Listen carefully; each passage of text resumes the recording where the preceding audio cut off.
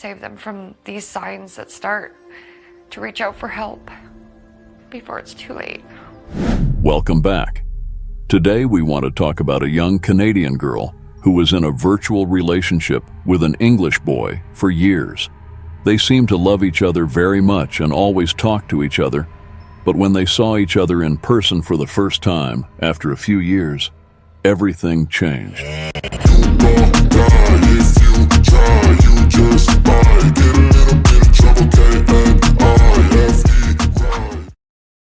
Ashley Wadsworth. At the age of 12, she does not have a smartphone. Her mother believed that her 12-year-old daughter does not need a smartphone when she lives with all her friends and relatives in a small town like Vernon in British Columbia, Canada.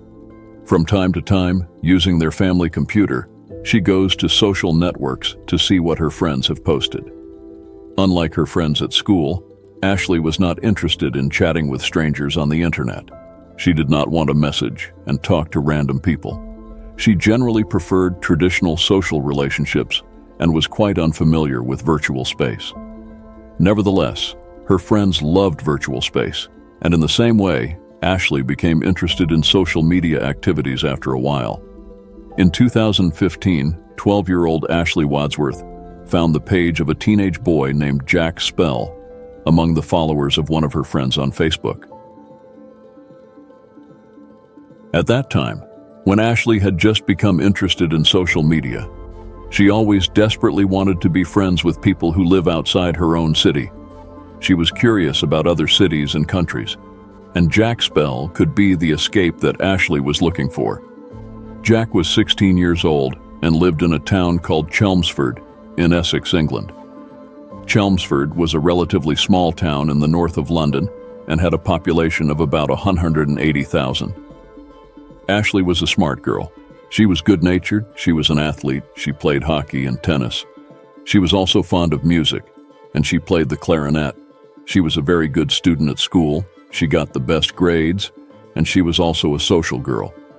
She always tried to be friends with the foreign students who came to her school. May they not feel lonely and alienated for a while. At first, they started their relationship as two normal friends, and were more like two friends who wrote letters to each other from a distance, talked about their daily lives, and did not go into specific details. After a few months, Ashley. She talked about Jack with her family, and she always mentions Jack's name between her words. Ashley's mother was a little worried about her daughter's relationship with this boy, because it seemed that the relationship between Ashley and Jack was going beyond two normal friends, and also that the boy was 16 years old. However, her concern faded over time. Jack didn't seem like a bad boy. He didn't say inappropriate things to Ashley. There was no problem with the fact that he didn't send a selfie of himself. And according to Ashley's mother, he looked like a normal teenager, a teenager who, like most of his age, preferred to talk to people. Make friends in the real world on social networks.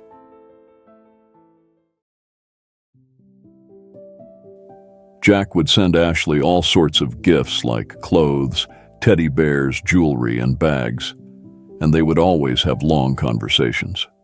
Everyone in Ashley's family knew Jack, and it was impossible for Ashley not to mention him at least once a day. They would even video call each other so much that when Ashley walked into the house and saw her mom would greet Jack loudly from behind the screen. One of Ashley's friends once commented that their relationship was so close that no one could truly understand it. In a nutshell, they talked a lot and were incredibly close, with the sole purpose of one day meeting each other in person. In 2018, Ashley asked her mom if she could visit Jack in England, but her mom said no because Ashley was only 15 years old at the time, while Jack was 19. Ashley and Jack, like any other couple, had their fair share of arguments. The main point of contention was Jack's fear that Ashley would develop feelings for other boys at school. This issue caused numerous fights between them, fueled by Jack's irrational jealousy. At times, Ashley had to resort to blocking Jack to maintain some peace. However, Jack would go to great lengths to reach out to her, creating new accounts and messaging her relentlessly. He even went as far as involving Ashley's sister and friends in their disputes. It seemed like Jack's sole focus was to have Ashley's undivided attention. Many of Ashley's friends grew concerned about Jack's behavior, believing that his actions were no longer driven by love, but rather by a sense of control and obsession.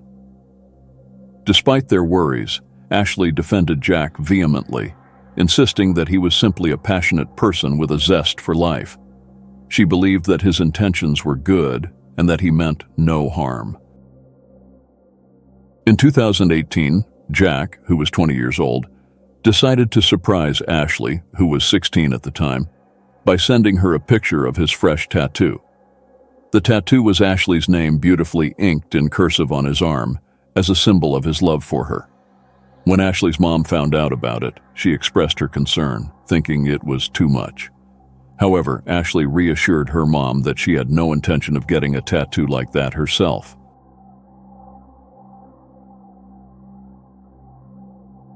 It's important to note that unlike Jack, Ashley had a vibrant social life in addition to her online activities. She loved camping in nature, going on hikes, participating in school charity campaigns, and staying connected with numerous people. However, in 2018, Jack and Ashley had a falling out resulting in Jack stabbing Ashley's name tattoo. Jack had a tendency to engage in dangerous and inappropriate behaviors, but Ashley seemed to have grown accustomed to them. Her friends advised her to move on, stop messaging him, and break up with him, as they believed she deserved better. However, Ashley was deeply attached to Jack and his manipulative ways. After each argument or fight, Jack knew exactly how to win her back with sweet words. As soon as she turned 16, Ashley found a part-time job, and after several months of working in stores and restaurants, she bought an iPad. The ratio had become more open. In 2020, she was supposed to enroll in Thompson Rivers University, but she postponed the university process and took a few months of free time for herself. When was the best time to travel to England? Ashley had graduated from high school, had saved enough money, and was 18 years old. Her parents could no longer oppose her trip to England, and she didn't have to get money from them. She got a 6-month tourist visa, and finally on November 12, 2021, at the age of 19, she said goodbye to her family and left for London. It was her first time traveling alone, and she was extremely excited to meet Jack and explore Britain. Jack went to Farrudgar to welcome Ashley, and finally these two people met each other after 6 years of virtual friendship. Ashley went to Jack's one-bedroom apartment and was going to stay there. The apartment was located in a large residential complex in the northwest of Chelmsford, and Jack lived in this building since 2020. It was not considered a good area in the city, but it was not too bad either. Jack showed Ashley the sights of Chelmsford, and these two took a lot of photos together.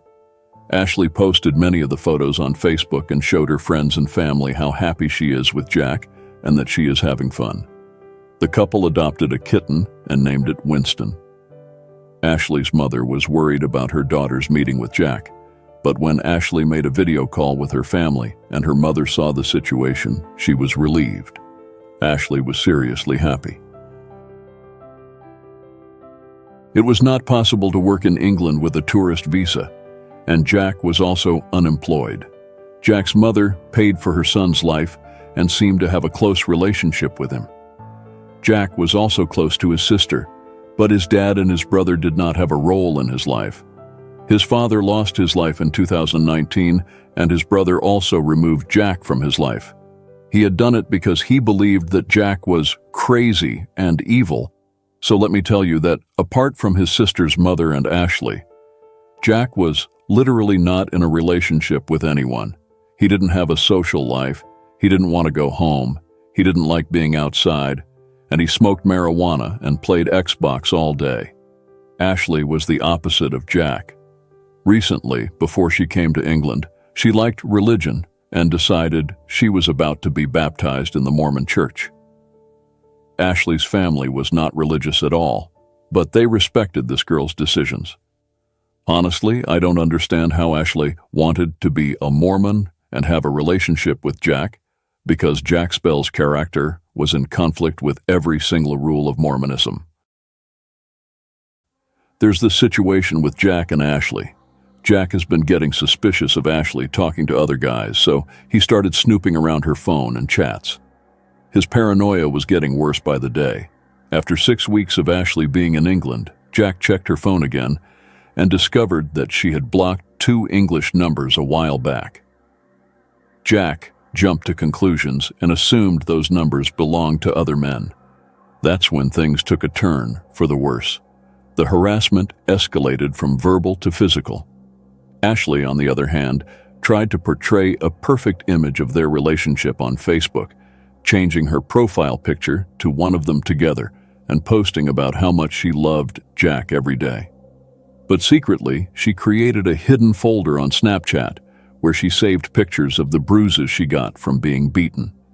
The only person who knew about this physical violence was Ashley's sister, but Ashley had threatened her to keep it a secret from their mother. If her sister ever mentioned it, Ashley would cut off their relationship.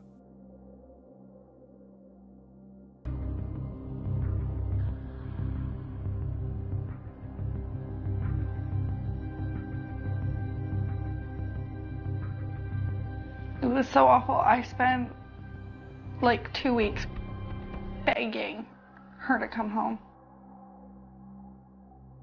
In late December 2021, Jack attempted suicide by consuming a large quantity of anti-anxiety medication. Ashley immediately dialed for an ambulance, and they managed to save him by rushing him to the hospital. The psychiatrists expressed their concerns and advised Ashley to keep the drugs away from Jack, entrusting her with their safekeeping. Ashley confided in her sister about this, emphasizing the need to keep it a secret from their mother. However, when her sister witnessed the severity of the situation, she couldn't help but inform their mother. Ashley's mother insisted that her daughter come back home and prioritize being with Jack. Nevertheless, Ashley firmly believed that Jack's condition was critical and that she should stand by his side during this challenging time. In early January 2022, Jack smashed a glass of beer on Ashley's head. Ashley made a video call to her sister, crying and saying that Jack had forced her to pick up the glass shards from the floor, with Jack's teeth in the background. Her sister begged Ashley to return home, but to no avail. On the morning of February 1st, the neighbors heard the couple shouting and fighting. A few moments later, Ashley went barefoot to the house of one of the neighbors, who was a disabled old woman. She was crying profusely and bleeding from the cuts on her palms. Ashley told the neighbor that Jack had beaten her and destroyed her mobile phone, knocked their kitten against the wall, and his behavior was dangerous. Ashley was afraid that Jack would hurt himself and told the neighbor not to call the police because they might put Jack in jail. Finally, Ashley returned to Jack's house. Around 9 a.m., that is, 1 hour after this incident, another neighbor brought Jack's package, which was delivered by mistake, to Jack's house. The doorbell rang, and this man half opened the door, that is, as if he wanted to hide something. Ashley decided to reach out to her family secretly using Jack's cell phone. She called them while crying and expressed her desire to go back to her sister's house. She had already confided in their mother about everything, and her mother was deeply concerned about Ashley's well-being. Taking immediate action, her mother booked a flight for Ashley in the next 2 days. After having a conversation with Jack, Ashley managed to convince him to let her return to Canada. A few hours later, precisely at 11 a.m., Jack sent a text message to his mother on WhatsApp confessing, "I really beat up Ashley." Concerned, his mother replied, "Is Ashley seriously injured? Why did you do this, Jack?" Jack responded, "I think I broke his arm. I picked him up, threw him on the ground, and punched him." The whole house was in chaos. However, Jack's mother remained silent, not knowing how to respond. Between 11:22 and 12:38 in the afternoon, Ashley used Jack's mobile phone to send a message to all her family members, friends, and even acquaintances from church. The message was, "I need your help. It's an emergency, please." Then between 12:38 and 12:45, Jack strangled Ashley Wadsworth. Then he went to the kitchen, took a 12th-millimeter knife, returned to the bedroom, and then stabbed Ashley 90 times in the chest and stomach. 90 hits. The next morning, when Ashley's family and friends in Canada woke up to a barrage of messages from this girl, they called the police and tried to follow up on the case. But the situation was difficult because Ashley was in another country. On the other hand, Ashley's Facebook page was still active, as if Jack was trying to make the situation look as if Ashley is alive. She is fine and active on Facebook. On this day, and when Ashley was no longer alive, Jack posted a picture of the two of them together and wrote under it, "Always mine." Meanwhile, Jack tried to send a video message to Ashley's sister, but this video was never sent. But Jack had shown Ashley's body in it and said, "I couldn't let you go. I'm in such a hot state. I'm sorry." After recording the video, Jack inflicted several superficial wounds on his chest, which prosecutors believe was a reason for self-defense. A few hours later, around 4:09 p.m., Jack made a video call to his sister, pointed the camera at the body and said, "Nadia, I hit and killed Ashley." At exactly the same time, 2 police officers went to Jack's house due to the intense pursuit of one of Ashley's acquaintances in the church and broke down the door without warning. When the police entered Jack's house, they found this man lying on the side of the bed. Ashley's bloodied and stabbed body was sitting and making a video call with her sister. The police forces arrested Jack and sent him to prison in the first days. He confessed to the police with a broken arm and leg. He said that he was intoxicated at the time of the murder, but the results of his tests showed that there were no drugs or substances except a small amount of anti-anxiety drugs in his body, Jack said. "I pulled her life out of her body with a knife to prove that Ashley is mine." His psychiatrists confirmed that although this man suffers from mental illness, he has the ability to distinguish between right and wrong, and he will not be granted criminal immunity. In September 2022, Jack officially confessed to Ashley's murder. But to be honest, there was so much evidence against him that if he didn't confess, he would still be convicted. Hello, sir, please, go open the door. Otherwise, I'm going to have to put it in.